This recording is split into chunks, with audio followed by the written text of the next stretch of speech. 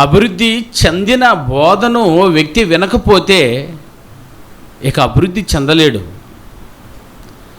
తాను వినిన బోధలోనే తన జీవితాన్ని ముగించుకొని వెళ్ళిపోతాడు.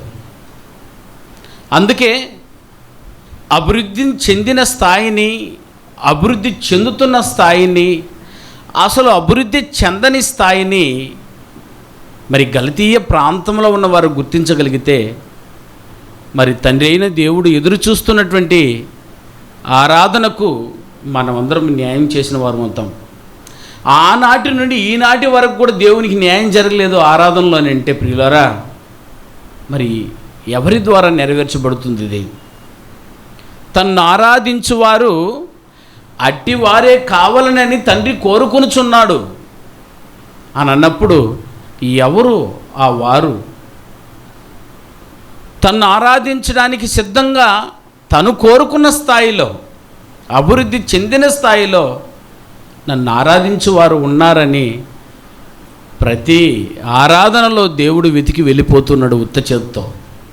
అలా ఉండకూడదని మనమైనా ఖచ్చితంగా ఈ వాక్యాన్ని తెలుసుకొని, ఆనాడు ఆ సంఘాలకు ఏర్పడిన పరిస్థితులు తెలుసుకొని మన సంఘాలను చక్కదిద్దుకొని తండ్రిని దేవుణ్ణి ఆరాధించవలసిన బద్దులమై ఉన్నాం ప్రియులారా. అందుకే 4వ అధ్యాయం అంతా మీరు చదివారు. కానీ ఈ 4వ అధ్యాయ సమస్య మీకు అర్థం అవ్వాలంటే 3వ అధ్యాయం మొదటి మాట మీకు అర్థం అవ్వాలి. 3వ అధ్యాయము మొదటి వచనాన్ని దయచేసి చదవండి ప్రియులారా. గలతీయులకు రాసినటువంటి పత్రిక, గలతీ సంఘానికి రాసినటువంటి పత్రిక 3వ అధ్యాయము మొదటి వచనాన్ని, మొదటి వచనాన్ని, 3వ అధ్యాయం మొదటి వచనాన్ని దయతో చదువుదాం. చూడండి. చూసారు నాయన, ఎంత బాధ వేస్తుందో చూడండి పత్రికలు. ఓ అవివేకులైన గలతీయులారా, ఆహా, మిమ్మల్ని ఎవరో భ్రమ పెట్టారట. మిమ్మల్ని ఎవరు భ్రమ పెట్టాను?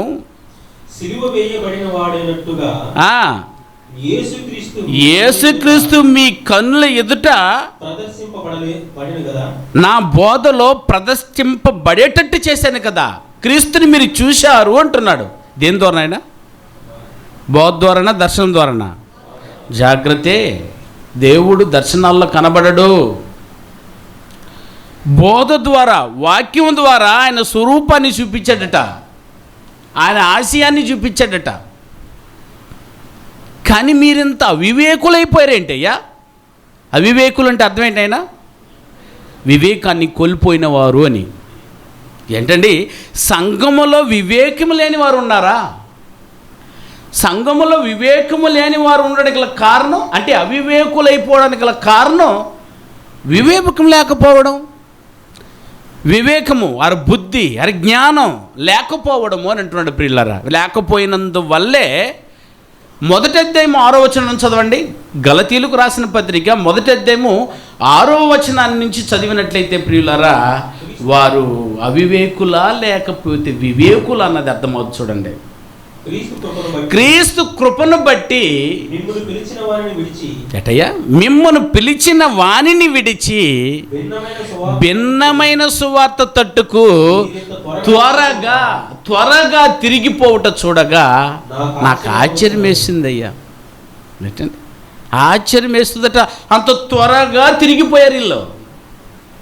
దేవుని వాక్యముని చెప్పి విశ్వాసం వలన మారు మనసు పొంది బాప్తీసం పొందినటువంటి గలతీయ ప్రాంతంలో ఉన్న క్రైస్తవులు ఏవండి, తండ్రిని దేవునికి అభివృద్ధి స్థాయి వైపు నడవలసిన వారు వెనక్కి పడిపోయారేంటండి? అందుకని కింది వచనంలో ఏమన్నాడు చూడండి ప్రియులారా. ఇది లోపాన్ని చూడాలి ఇప్పుడు. అది మరి ఒక సువార్త కాదు, కానీ క్రీస్తు సువార్తను చెరపగోరి మిమ్మల్ని కలవరపరుచువారు కొందరున్నారు. మయా అర్థమైందా? మిమ్మల్ని కలవరపరిచేవారు వచ్చేసారట. నేను చెప్పేటప్పుడు కలవరపరిచేవారు రాలేదు మీ దగ్గరికి. ఇప్పుడు ఎవరు వచ్చేసారు మీ దగ్గరికి? కలవరపరుచువారు కొందరున్నారు. మేము మీకు ప్రకటించిన సువార్త గాక మరి ఒక సువార్తను మరి ఒక సువార్త ఉంది ఇక్కడ. మరి యొక్క సువార్తను మేమే అయినను, చూసారైనా, మేమే అయినను లేదా పరలోకము నుండి వచ్చిన ఒక దూతైనను మీకు ప్రకటించిన ఎడల అతడు శాపగ్రస్తుడవును. అంటే ఇప్పుడు ఈ పత్రికను బట్టి చూస్తే మనకేమర్థమవుతుంది నాయనా? ఇంతవరకు సందర్భాలను ఎత్తి చూపించినప్పుడు దీన్ని బట్టి గలతీయ ప్రాంతంలో ఉన్న క్రైస్తవుల పరిస్థితి ఏంటి? ఏరైనా వారు ఏ బోధలో ఉన్నారో అది వారికి అర్థం కాలేదు. అభివృద్ధి చెందిన వారైతే ఇంత రాయవలసిన అవసరం లేదు. మరి యొక్క సువార్తన కాదా అనే సంగతినే తెలియలేదని అంటే, ఒకవేళ తెలిసి ఉంటే వాళ్ళ దగ్గర నోరు విప్పగలరా? ఒక భిన్నమైన బోధకుడు వచ్చి వాక్యాన్ని వినిన మీ దగ్గర వచ్చి మోసం చేసి వదిలిపెట్టి ఇల్లు వెళ్తాడా? మీ దగ్గరకు వచ్చి వెళ్ళిపోతానన్నా? ఏమండి, ఇంత బలంగా విన్న మిమ్మల్ని చిటికలో మోసం చేసేసాడు అనుకోండి, అప్పుడు మీ విషయమై మేము కంగు తినాలా? అయ్యా నాయన, ఇంత బోధ వినా, ఇదంతా విని ఇది తప్పన్నా, వాళ్ళు చెప్పేది రైట్ అన్నా అని వచ్చావనుకో ఒకవేళ మీరు, ఏమండి ఎంత షాక్ ఎదుర్కోవాలో తెలుసా? ఇదే షాక్ను సవి చూశాడు ఎవరు? పౌలు. అది బాధ. అందుకని ఓహో మీకు చాలా లోపాలు ఉన్నాయి, అందుకని తన బోధను అభివృద్ధి చెందుతున్న స్థాయిలోకి తీసుకొచ్చి చూపించాలని ఈ పత్రికను రాసి చూపించాడు. ప్రియులారా, మనసు పెట్టి ఇంటికి వెళ్ళి ఈ పాఠం అట్ట వేడి మీ మైండ్లో తగ్గకుండానే నీ పాఠాన్ని చెప్పిన తర్వాత వెళ్ళి కూర్చొని 6 అధ్యాయాలే ఉన్నాయి. 6 అధ్యాయాలు దేనండి గలతీ పత్రిక అంతా చదివేస్తారని ఆశిస్తున్నాను. ప్రియులారా, చదివితే మీకు బాగా అర్థమైపోయింది. అభివృద్ధి చెందిన స్థాయిలో ఉన్నారా, అభివృద్ధి చెందుతున్న స్థాయిలో ఉన్నారా, లేదా అభివృద్ధియే చెందని స్థాయిలో ఉన్నారా అన్నది మీకు అర్థమైపోద్ది ప్రియులారా. కాబట్టి మన బాధ ఏదంటే, తండ్రిని దేవుడు కోరుకునే ఒక సంపూర్ణమైన రూపాన్ని చూపించాలి. ప్రసవ వేదన రాకూడదు మళ్ళా.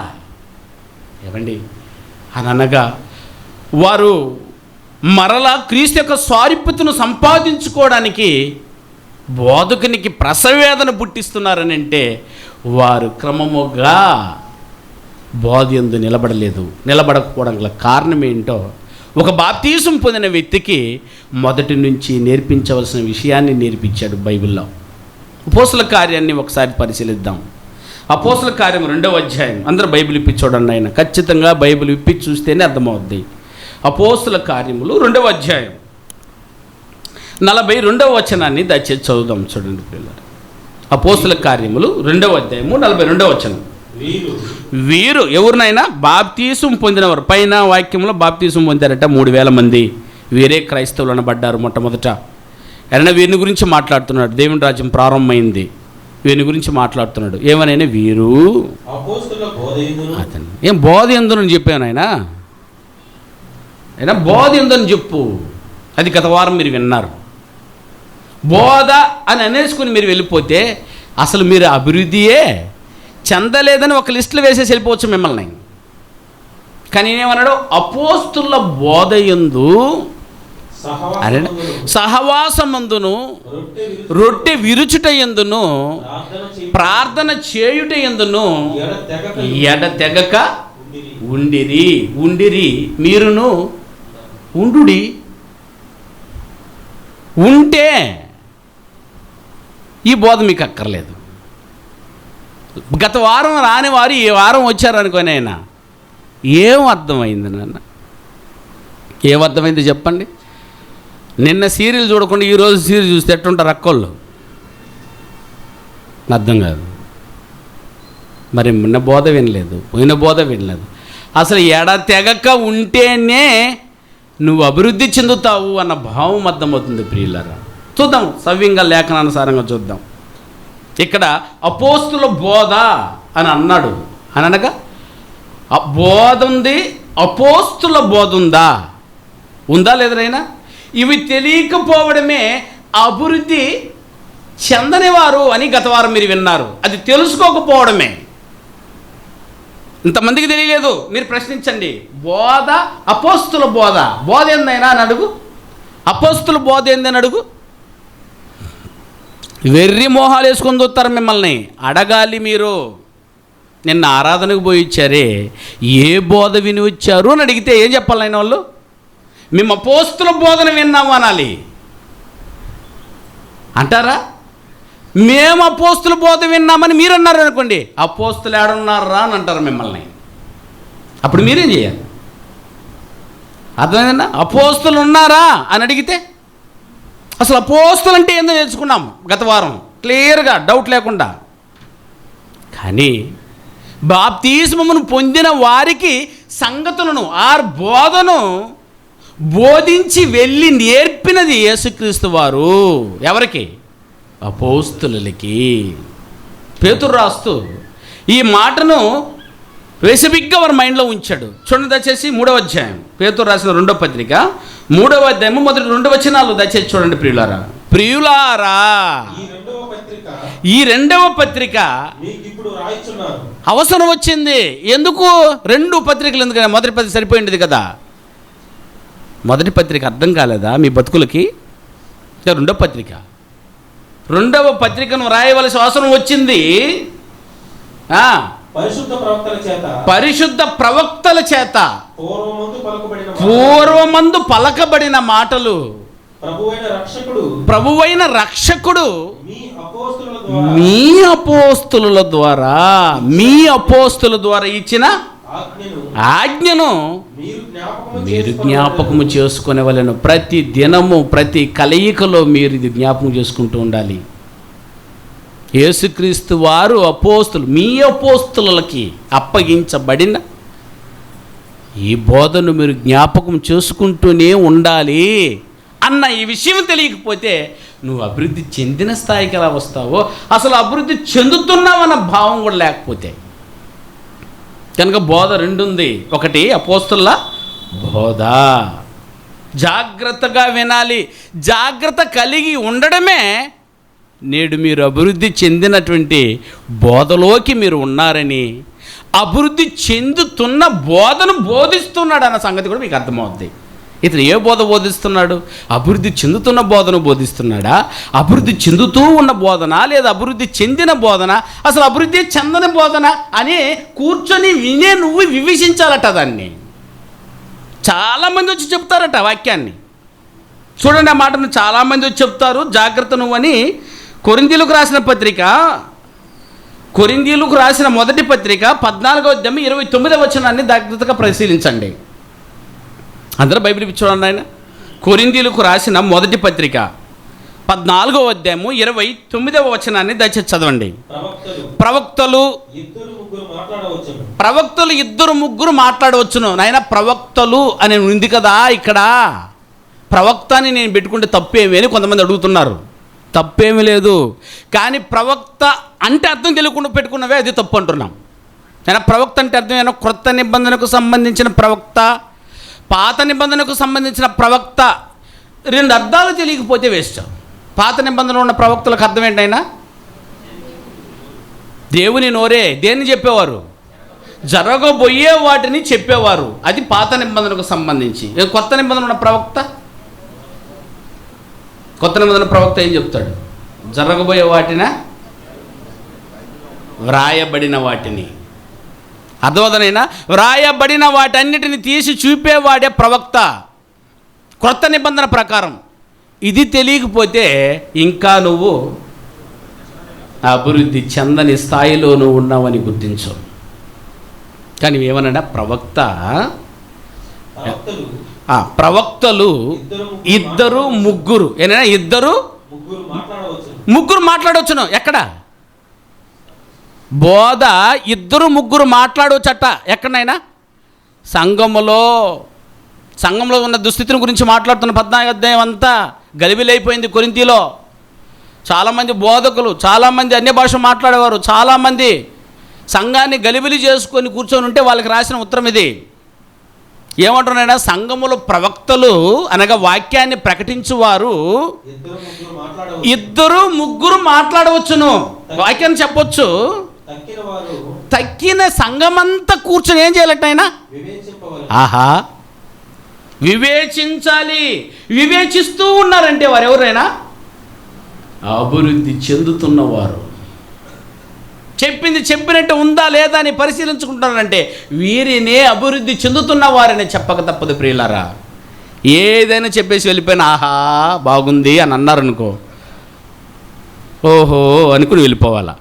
ఎందుకని మీరు ఇంకనూ వివేచించే జ్ఞానంలో కూడా మీరు లేరు. అసలు ఈయన సొంత మాటలు చెప్పుకుంటున్నాడా? లేకపోతే ఆ రోజు తండ్రినే దేవుడు క్రీస్తేసు వారికి ఇచ్చి, క్రీస్తేసు వారు అపోస్తులకి ఇచ్చి, అపోస్తులు పరిశుద్ధాత్మ ప్రేరణ చేత పలికి వ్రాసిన మాటలను ఈ ప్రవక్త చెప్తున్నాడా అని వివేచించకపోతే నువ్వు అభివృద్ధి చెందినవాడివా చెందనివాడివా? చెప్పండి ప్రియులారా. ఏదైనా పర్వాలేదు, నేను ఆదివారం ఆరాధనకు పోయి వచ్చాను అనుకుంటావా?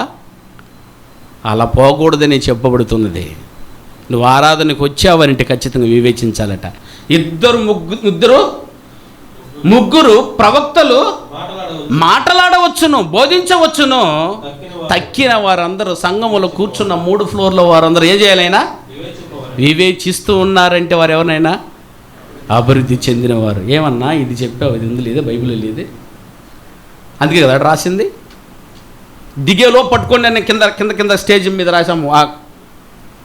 మీరు నేర్చుకున్న బోధకు వ్యతిరేకంగా ఆటంకములను భేదములను కలుగజేయ వారిని మీరు ఏం చేయాలైనా కనిపెట్టి ఉండాలి అని అంటే, కనిపెట్టకుండా ఉన్నారనుకో అదే 100 నోట్లు 1000 రూపాయల నోటు తీసుకొచ్చాం. 1000 రూపాయల నోటు అదైనా 100 నోటు అంత మొత్తం ఎంత అయిందైనా 100 1000 1,00,000 రూపాయలలో ఒక 10 చూడబోతావు నువ్వు. 10 కలిపేశాం. ఒరిజినల్ కాకుండా డూప్లికేట్ని కలిపి కట్టగట్టి మీ చేతికి ఇచ్చి చూస్తున్నాం.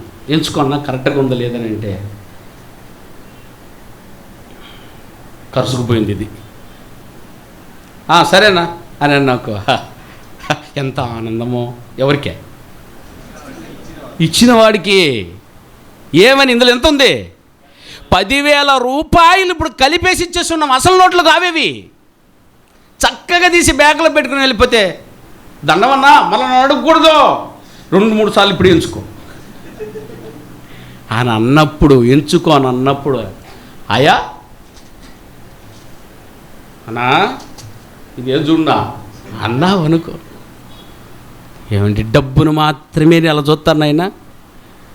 66 పుస్తకాలను ఎలాగదా మీరు చూడాలి, అలాగదా మీరు చూడాలి. పేపర్ మీరు పరిశీలించాలి కదా ప్రియులారా. పేపర్ మీరు నోటును ఏ విధంగా అయితే పరిశీలిస్తున్నారో, ఆహా వీడికొచ్చి వీడి దగ్గర ఏమారిపోలేము. అప్పుడు వెంటనే తెలుసుకునేస్తాడు, అన్నా ఇందులో దొంగ నోటు ఉన్నట్టుంది. బ్యాంకుకు పో, బ్యాంకు నోటు ఇవ్వంగానే చక్క వాడి చేతిలో చెప్పేస్తుంది, తీసి కొట్టాడా. అంతా కలిపి ఇది ఎక్కడిదయ్యా, నీ ఫోన్ నెంబర్ రాయి దీని మీద. ఎంత పసి కట్టారయ్యా. అభివృద్ధి చెందినవారా, అభివృద్ధి చెందుతున్నవారా వాళ్ళు? బోధనే ఇలా పరిశీలించుకున్న సంఘములో కూర్చొని వెళ్ళిపోయే నీకు వాడు లక్షాధికారియే. ఈరోజు 10,000 ఇచ్చాడు, రేపు 30,000 పెడతాడు, ఎల్లుండి 70 పెట్టి 30 ఒరిజినల్ పెట్టేసి వెళ్ళిపోతాడు ప్రియులరా. ఈలాగు మొదటి శతాబ్దంలో 95 నోట్లు పెట్టి 5 నోట్లు ఒరిజినల్ పెట్టి పంపించాడు పైన కింద. అది తెలియక ఈరోజు జనం ఏంటండి పిచ్చిగా 3,000 డినామినేషన్లుగా చినికి చిత్రైపోయింది ప్రియులారా. అందుకేనండి ఈ బైబిల్ పట్టుకున్న వారందరినీ చూస్తే వీళ్ళు ఇంకా డెవలప్ పొందలేదు, వీళ్ళు ఇంకా అభివృద్ధి చెందలేదు, ఇంకాను డినామినేషన్ పేరు పెట్టుకున్నారంటే ఇంకా అభివృద్ధి చెందని వాడు, వీడి పేరే తెలిసిపోద్ది. నువ్వు ఏ సంఘము అని అడిగావు అనుకోండి, వాడు పేరు మొక్క చెబుతాడు, ఆ మొక్కకే తెలిసిపోద్ది నువ్వు ఇంకాను అభివృద్ధి చెందలేదు అని. పేరు చెప్పావు అనుకో, గుండెలో గుబులు పుడుతుంది ప్రియులారా. వీడికి జాగ్రత్తగా బోధించాలి. ఇక్కడ చాలామందిని తీసుకొచ్చాను ఇక్కడ బోధకుల్ని బోధించాయంటే నా వల్ల కాదలేడా, రేపు ప్రిపేర్ అయ్యి వచ్చి బోధిస్తాను. అర్థమైందా ప్రియులారా? ఖచ్చితంగా పట్టుకో. భిన్నమైన అభిప్రాయాలు ఉంటే ఆ రోజు ప్రవక్తల కింద చూపించాడు ఇర్మియా గారు. చూడండి ఇర్మియా గ్రంథం, అందరూ బైబిల్ చూడండి ప్రియులారా. ఇర్మియా గ్రంథం 29వ అధ్యాయం 8 నుంచి 9 వచనాల వరకు చూడండి. దేవుడు కోరుకున్న ఆరాధనలో ఏ బోధైనా వినేసి వెళ్ళిపోండి అని అంటే అది బోధ కాదు ప్రియులారా. ఇలాగ పరిశీలించాలి మీరు. నోటుని ఏ విధంగా దొంగ నోటును పట్టుకుంటున్నారో దొంగ బోధకులను కూడా ఇలా ఏరి వేసి మీ లిస్టులో రాసి పెట్టుకోవాలి వాళ్ళని. ఏమంటున్నారు చూడండి, ఇర్మియా గ్రంథం 29వ అధ్యాయం 8-9 వచనాలలో, ఇశ్రాయేలు దేవుడును సైన్యములకు అధిపతియగు యెహోవా ఇలాగు సెలవిచ్చుచున్నాడు. సాక్షాత్తు యెహోవాయే చెప్పుచున్నాడట వాళ్ళకి. ఏమని? మీ మధ్య ఉన్న ప్రవక్తల చేతను మంత్ర జ్ఞానముల చేతను, మంత్రజ్ఞులు, అర్థమైందేనా? మంత్ర జ్ఞానముల చేతను మీరు మోసపోకుడి. ఏంటంటే మోసపోవద్దు అని రాసిన తర్వాత కూడా మోసపోతున్నారంటే అక్కడ రాసి పెట్టేస్తున్నారు. బ్యాంకు దగ్గరికి వెళ్ళంగానే, లోపలికి వెళ్ళంగానే పెద్ద బోర్డు పెట్టి నోట్లకి ఎవరో మార్కులు పెట్టి ఎవరో మార్క్ ఎదురు రాసి పెట్టున్నారు. గాంధీ గారు ఉన్నారా లేదు చూడు వైట్లో. ఒరిజినల్గా ఒకటి ఉంది కదా నైనా, అది ఇది సిల్వర్తో పెట్టున్నారు, అది ఉందా లేదో చూసుకో. అన్ని నెంబర్లు నోట్ అటు పట్టుకోగానే అటు అన్నండి అంటుండు. పైన రిజర్వ్ బ్యాంక్ అన్నది కదా, అటు అనంగానే చేతికి తగలాలి. అది దొంగ నోటుకు చేతికి తగలదు. ఇన్ని నేర్పించి బోర్డు పెడితే బ్యాంకు దగ్గర చూసుకోకుండా పోయి తీసుకొచ్చినామంటే, అయ్యా బైబిల్లో ఇన్ని రాయించేసాడండి. ఏమి రాయలేదు చెప్పండి ప్రియులారా. మీరు జాగ్రత్తగా ఉండడానికి ఏమేమి రాయాలో అన్నీ రాసేస్తున్నాడు. మంత్రజ్ఞులు, ఇంకనూ మంత్రజ్ఞులను నమ్మొద్దనంటే కొల్లిమలకి వెళ్ళి మంత్రంతో తాయిత్తు కట్టుకుని వచ్చి జనాన్ని తోసేస్తున్నాడే ఈ మాయేమో. మంత్రగాలనే నమ్మొద్దంటే బోధకులు మంత్రగాల దగ్గరికి వెళ్ళి తాయిత్తులు కట్టుకొచ్చేసి అట చేయి చాపితే అట తాకితే పడిపోయేటట్టు చేశారే. ఇది ఇంకా తెలుసుకోకుండా ఇది క్రైస్తవ్యం. దీనినే అభివృద్ధి లేదయ్యా, చెందయ్యా, కాస్తన చెందయ్యా. చూడయ్యా, దొంగ నోట్లు కూడా ఉందనుకో తీసుకోకుండా కట్టకట్టగా పెట్టుకోబోతున్నారు అనుకో. పాపం ఆడవాళ్ళకి తెలియదు, పని చేసుకునే వాళ్ళకి కూలి ఇచ్చేటప్పుడు పని అంత రోజంతా పని చేసేసి దొంగ నోటు తీసుకోపోయి ఏ బియ్యం తీసుకొచ్చి కాంచి తాగలనన్నాళ్ళు. ఈ డబ్బు కష్టపడి తీసుకొని పోయి షాపు దగ్గర ఇస్తే షాపు వాడు ఏమంటున్నాడు, దొంగ నోటు తెచ్చావేం తల్లి, నీకు ఇది రాదు అన్నప్పుడు ఎంత విలవిలలాడిపోద్దో చెప్పు. ఈరోజు సంఘానికి వచ్చి ఇలాగే విలవిలలాడిపోతే వెళ్ళిపోతున్నారు ప్రియులారా. అందుకని మీరు పరిశీలించండి అన్న, వాక్యాన్ని పరిశీలించండి. దొంగ ప్రవక్తలు ఉన్నారన్నాడు. చదువున మళ్ళా ఇర్మియా గారే అంత జాగ్రత్తగా యెహోవా వ్రాయించిన మాటను ప్రవక్త, ఆనాటి ప్రవక్త చెప్తేనే యెహోవాయే చెప్తున్న సందర్భం. మీ మధ్యన ఉంటారు ప్రవక్తలు, ఇంకెక్కడికి వెళ్తారన్నా బోధకులు మీ మధ్య ఉండకుండా. మంత్రజ్ఞుల చేతనైనను మీరు మోసపోకుడి అని అంటే జాగ్రత్త, మీ చేతులు ఇచ్చేశాను. మీలో కలలు కనువారి మాటలు వినకండి. కలలు కని వచ్చాను నేను అంటాడు. నా కళ్ళ ఇలా కనబడిందే, నాకు దర్శనం ఇలా వచ్చిందే, నువ్వు సైకిల్ ఇమ్మని, సేవకుడికి బ్యాగ్ తీసిమ్మని ఇలా వచ్చాడు అనుకుని దగ్గరకి అయ్యా అలాగే అని గబగబా పోయి సైకిల్ తీసి ఇచ్చావనుకో, ఆహా నువ్వు అభివృద్ధి చెందుతున్నావు, ఎంత అభివృద్ధి చెందావా అంటాడు వాడు. అప్పుడు సైకిల్ తీసేసుకొని నువ్వు చాలా అభివృద్ధి పొందుతున్నావు అనేసి వెళ్తాడు దీవించి. నిజంగానా?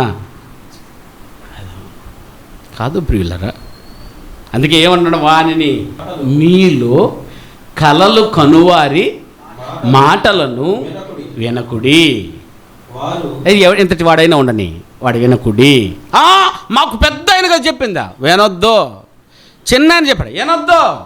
బైబిల్లో లేనిది చెప్పేవాడే నోరు లేదు మీకు. ఇంకా అభివృద్ధి చెందాల మీరు, అభివృద్ధి చెందండి బోధనైనా. బైబిల్లో ఉండేదాన్ని చెప్పని వాడే నువ్వు పెద్దవాడు అనుకోబాకు. వాడే ఎంత అందగాడైనా, ఎంత బలగాడైనా, ఎంత సీనియర్ అయినా ఓకే, ఒక షెల్యూట్ కొట్టి వచ్చేసేయి, ఓకేనైనా. బైబిల్లో ఉండి చెప్పి బొడ్డోడు చెప్తే మాత్రం ఉండదు చెప్తున్నాడు బొడ్డోడు. అయ్యా ఇంతకుముందు చెప్పి వెళ్ళిన బిడ్డను చూశారు నేను. ఇది రైట్ అండి. అందుకే పెద్దల చేత, చిన్నల చేత, మధ్య వాళ్ళ చేత పట్టండి. ఇంకా కొద్ది రోజులు పోతే ముసలితో నేను కూడా అంతా చెప్తాం, ముసలివాడు దాకా చెప్తాం. మీరు మోసపోకూడదు. చూసారా పిల్లలు? మళ్ళీ చెప్పున్నాను, మళ్ళీ చదువు మాట. మీలో కలల కనువారి మాటలను వినకుడి. వారు నా నామమును బట్టి అబద్ధ ప్రవచనములను మీతో చెప్పుదురు.